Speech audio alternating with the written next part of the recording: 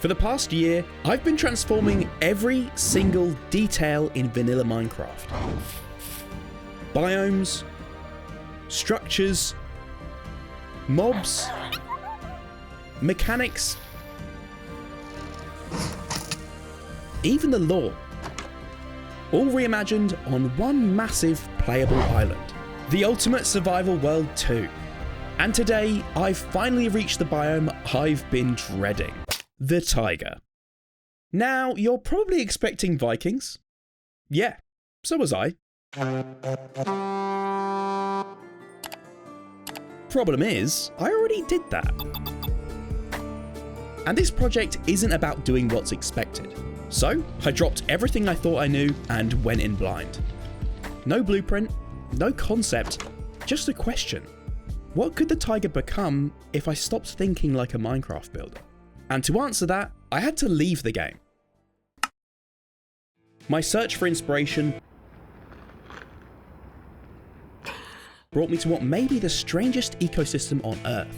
Yellowstone National Park. Now this is the Taiga in real life. A place that doesn't feel real. Where dense forests grow on top of an active supervolcano, where freezing winters collide with boiling geysers, fire and frost fight for control, and the land just feels alive. And that tension between the elements completely rewired how I saw this biome. Suddenly, it all made sense. With volcanic activity already prevalent on this island I'm creating, why wouldn't it affect other biomes? It's already covered the Pale Garden in ash and split up the island after all. And with that in mind, I was able to carve out the start of an epic landscape. Now before I get stuck into the landscape, my very first product as an official Minecraft partner is launching soon on the Minecraft Marketplace. Ultimate Survival Solarpunk Island lets you explore my USW Flower Forest transformation, complete with quests, custom weapons and armor, a boss battle, and tons more. We've poured so much into this, and I can't wait for you to see it. Full trailer dropping on the channel very soon. Okay, so one of the most iconic features Steph and I discovered at Yellowstone is actually what gave the park its name. It's Yellowstone. The cliffs are not only striking shapes due to the park's hydrothermal activity, but they've also got this vibrant colour caused by iron compounds in the earth oxidizing. They're basically rusty mountains, and that feels kind of appropriate for Minecraft, where we all mine a ton of iron to survive. So I had to include some of my own. That being said, the colours just got crazier the more we explored. So crazy in fact, it made the colour wheel biome configuration of the USW island almost look natural. This is the Grand Prismatic Spring, one of the most iconic natural phenomena in the world, and seeing it in person made me realise just how vibrant the colours are. But it's more than just iron that causes this vibrant gradient. It's actually caused by living organisms called thermophiles. Different microbes prefer different temperatures, and the bacteria they produce differs in colour too. And this was something we saw across the whole park.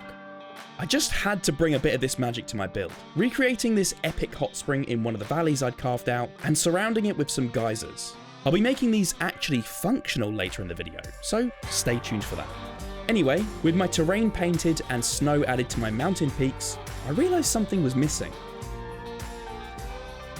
During our trip, we'd seen some truly epic waterfalls. And I just had to add one of my own, cascading down the mountain cliffs. And then the next missing ingredient are taiga trees. I designed a lot of variants for this one, as it always sucks to be exploring a world and feeling like you're coming across the same copy-pasted assets over and over again. To make things feel even more natural, I also built some fallen trees and boulders. And we've ended up with a ton of assets to place down across the biome. These trees, just like all the trees on the island, will work with the tree feller enchantment and custom sapling system we're adding to the map. So you can easily chop them down, they'll only drop the resources you want, and you can replant them too. Anyway, with my assets finished, I started populating the landscape. I also decided to include some dead trees around the hot springs area. Wildfires aren't really something you have to think about where I'm from, but seeing how it affected parts of Yellowstone really stuck with me. Anyway, with the remaining trees and boulders placed, and some snowy variants incorporated near the snow-capped mountains, I added the finishing touches of podzol, grass, ferns and leaves scattered across the forest floor.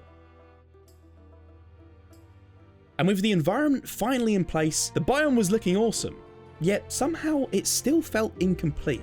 As Steph and I thought back on our travels through Montana and Wyoming, one thing kept standing out. The moments that stuck with us most all had one thing in common: wildlife. Herds of bison charging through the valleys, moose quietly grazing beneath the mountains, and my personal highlight, the chipmunk who hitched a ride on top of my cap. Hi! And that was the missing ingredient: ambient mobs. Wildlife. Encounters that make exploration feel alive. So that's exactly what we added to the map. But explore with caution. These bison will charge if you get too close. And something tells me that won't be the last of the hostile mobs I'll be bringing to this taiga transformation. Okay, but other than ambient mobs, who actually lives here? What about the taiga's villagers? In a biome where fire and frost feel like they're constantly in conflict, I didn't want the villagers here to tame the land. I wanted them to work with it, to complement it. But how exactly? Well, the idea only really clicked when we were exploring Yellowstone. Everywhere we went, the horizon was either swallowed by forests as far as the eye could see, or erupting with steam, like the land itself was breathing fire. Surrounded by endless trees and geothermal steam pouring from the ground, the concept suddenly snapped into focus. Steampunk lumberjacks. Okay, yeah, I know these two don't normally go together, but hear me out. A civilization of master woodworkers, rooted in taiga tradition, but wildly inventive, using the steam beneath their feet to power Da Vinci-style contraptions and experimental machinery. And that's how the Steamwood engineers were born, our transformation of the taiga villagers. First up, I wanted to sort of combine a transformation of vanilla Minecraft's Toolsmith with the lumberjack culture of the Steamwood engineers. So this is the Timberworks. Woodcraft is the foundation of this village. The villagers live in log cabins and craft their tools and inventions primarily from wood. So, naturally, they needed a nice big building for chopping and storing logs, as well as building parts for their many contraptions. I built this layered log cabin wall effect by combining stripped logs and stairs to give the illusion of full logs running through the structure, and I think it works pretty well. I wanted it to almost look like the Steamwood engineers have got carried away with their inventing, constantly adding extensions and contraptions to their buildings. So that's where the multi-layered composition of this building comes from. But it's also why I decided to build a bunch of contraption assets to the side, including gears and water wheels, which will be powered by the biome's geothermal steam to run the village's many inventions. Next, I tackled upgrading the vanilla farmer profession. This building is known as the Crop Works. I built a main barn, and on top I came up with this contraption that the villagers use to detect the air's humidity. The sails rotate through the air, picking up moisture, providing useful intel for the Steamwood farmers. But what for exactly? Well, it's all part of their innovative crop growing methods, which they carry out in this greenhouse structure I've attached to the side of the building. The idea is that this greenhouse transports geothermal steam via pipes to regulate humidity and temperature to grow a variety of crops all year round. With all the use of geothermal steam planned throughout the village, I thought it'd be neat if there was a building that was sort of a hub for the distribution of steam power throughout the village. So this one's called the Steam Hub. It's essentially the beating heart of the village, not only functionally, but visually too. I love how the boiler tanks turned out. Somehow they fit with the log cabin vibe really nicely.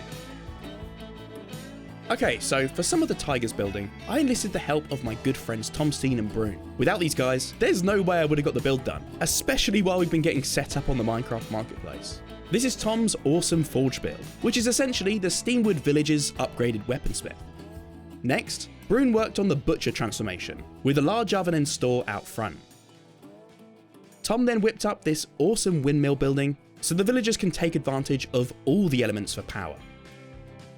And then it was time to create a few generic houses where our villagers could actually live. They need a place to rest after working all the machinery elsewhere.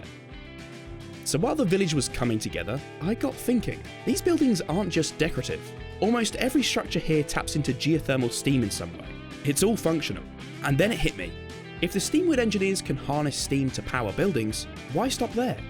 And that's how their biggest invention was born, the steam hopper.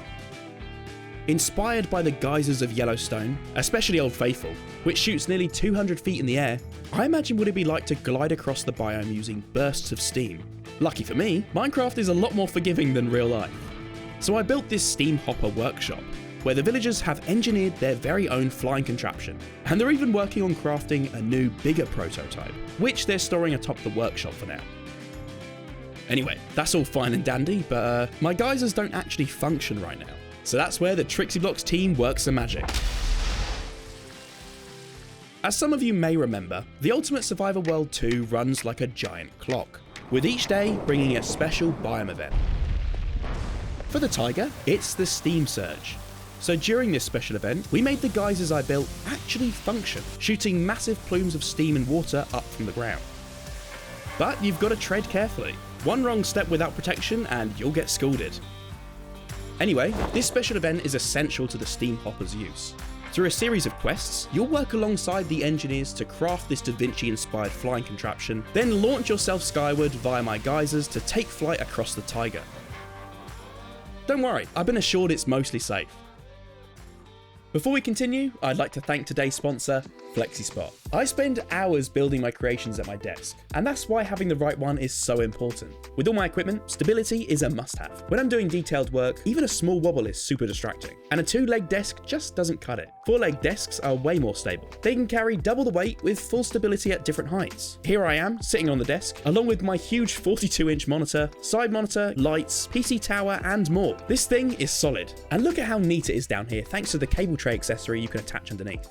My desk is the FlexiSpot E7 Plus. It looks sleek, but also packs a punch. It's got 540 pounds of static capacity, higher than the Uplift V2, and can even lift up to 51.57 inches. That's the highest 4-leg standing desk on the market. I was most shocked about the price though. These desks are super budget friendly. It's rare to find a high quality standing desk that's not over $1,000. And with a 15-year warranty and 30-day return service, you've got peace of mind. FlexiSpot offers a full range of options. 4-leg desks like the E7 Plus and E7 Plus Max, the E7L for L-shaped desks, and 2-leg options like the E7 Pro. So there's really something for different spaces and needs.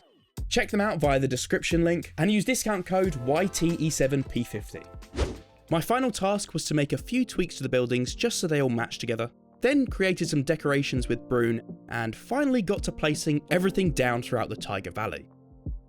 This part always takes a surprisingly long time, as I've got to fix up the terrain after pasting things in, and add all of the decorations and pathways to keep things survival friendly too.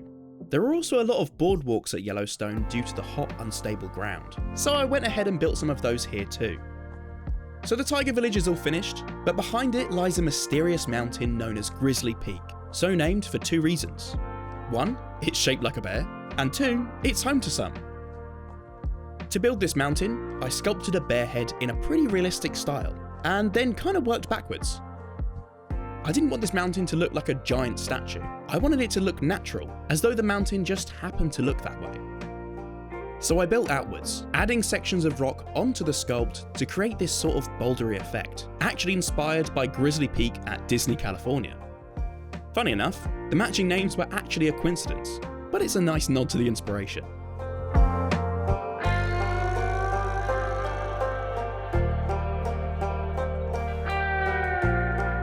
And yes, you heard me correctly earlier. This mountain is actually home to some bears, my latest custom mob edition. After seeing so many at Yellowstone, I just couldn't help myself. Not that our footage does them any justice. Let's just pretend these are totally our shots instead. Anyway, within the mouth of this peak lies a cavern, said to be home to a grizzly and her adorable little cubs.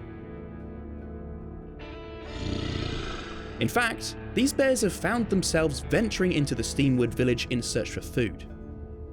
Your quest will be to find a way to keep both the bears and the villagers safe. But beware, as cute as they look, these bears are pretty sensitive to how you interact with them. We've literally coded this mob so that your approach completely alters how your interaction pans out. Get too close, turn your back or run at the wrong time, and you might just be a goner. Okay, so what are we building next? Well, with some wildfire activity near the hot springs area, the Steamwood engineers came up with a plan for managing the fires, and they constructed a Firewatch tower to the east of the village.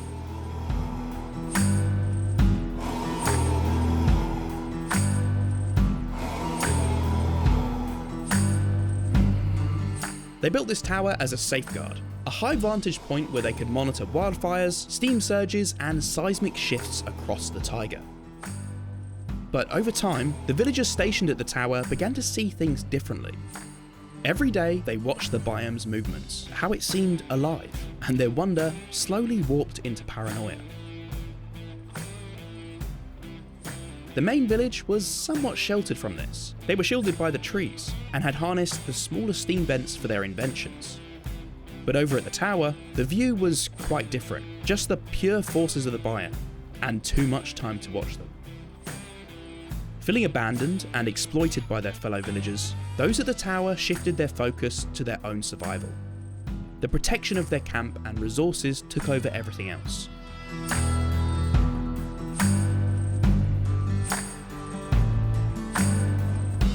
And that was the turning point, from villagers to pillagers. So actually, this is a transformation of Minecraft's Pillager Outpost, the first on the island in fact. This multi-layered tower is full of surprises and crawling with pillagers. It's going to be an awesome challenge when you guys play the map. Let me know in the comments which other biomes should get outposts and what themes they should be. It turns out the taiga has even more dangers hidden in the mountains, which is home to the taiga's witch coven. I was actually influenced by the Celtic folklore that inspired the druids from Dungeons & Dragons for this taiga transformation of vanilla Minecraft's witches.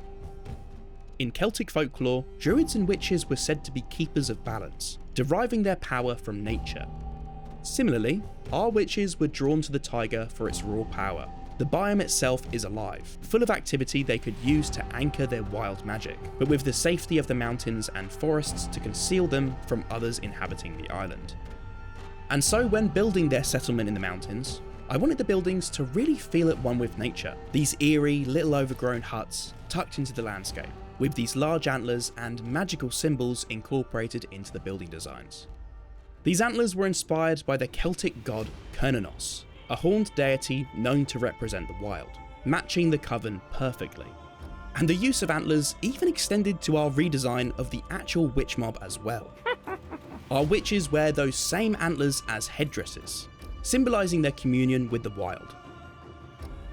Tom and I worked on a few varieties of the witches' huts,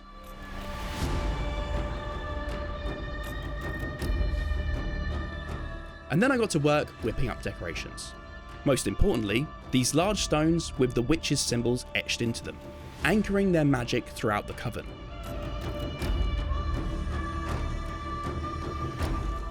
I then placed everything down, bearing in mind that the witches are mostly trying to blend in with their surroundings. So I tried to keep the landscape intact.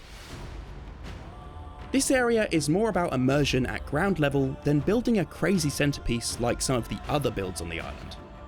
I also thought this would be a great opportunity to go even further with the transformation and reimagine an item every Minecrafter knows well. The Totem of Undying. Now don't worry, I won't be replacing it, but I've decided to add a new totem to the roster, the Totem of Influence. Crafted by the Taiga Coven, this totem does exactly what you'd expect it to do. It gives you influence over nature. How exactly? Well, you can use the totem on many mobs to get them to fight at your side for a set duration, helping you out of sticky situations or even getting you through tough boss battles. It's pretty neat, but you'll have to befriend the witches to nab the recipe. Now obviously, our witches aren't too fond of newcomers, but I think you guys will come to realise that they're a bit misunderstood. You see, over centuries, some members of the Coven sought further power from a dark realm. Some believe it to be the Nether, others say it was the End, and many believe it's a dimension not yet discovered. Either way, the Coven went too far. They awakened a deity known as the Dark Wolf, said to be unleashed on those who break the natural law. Before it could lay waste to the taiga, the witches bound it, using most of their remaining magic to do so. And that's where you guys come in.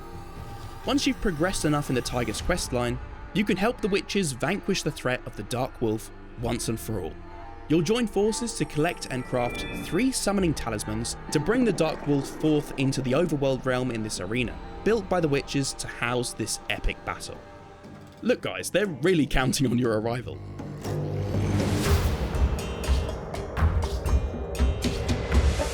And so this is where you'll take on the Taiga's boss battle, the Dark Wolf. This one is our best boss yet. Crazy dynamic attacks, different battle states. I mean, this thing even jumps between dimensions to disorientate you before charging back towards you in the overworld.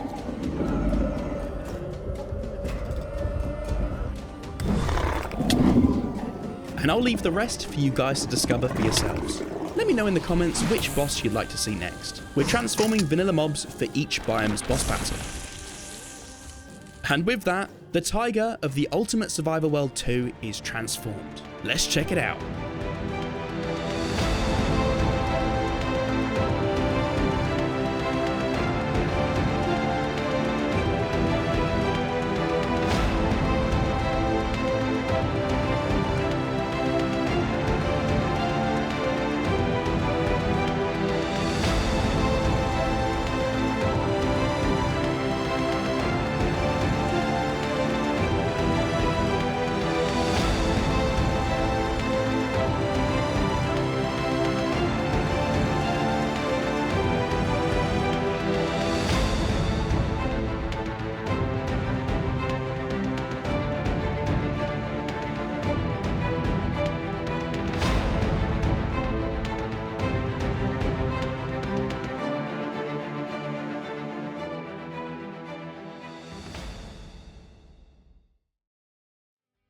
Remember to subscribe and comment your project ideas below, including what you want to see on Minecraft Marketplace first. Thanks as always to my top Patreon supporters, and I'll see you guys in the next one.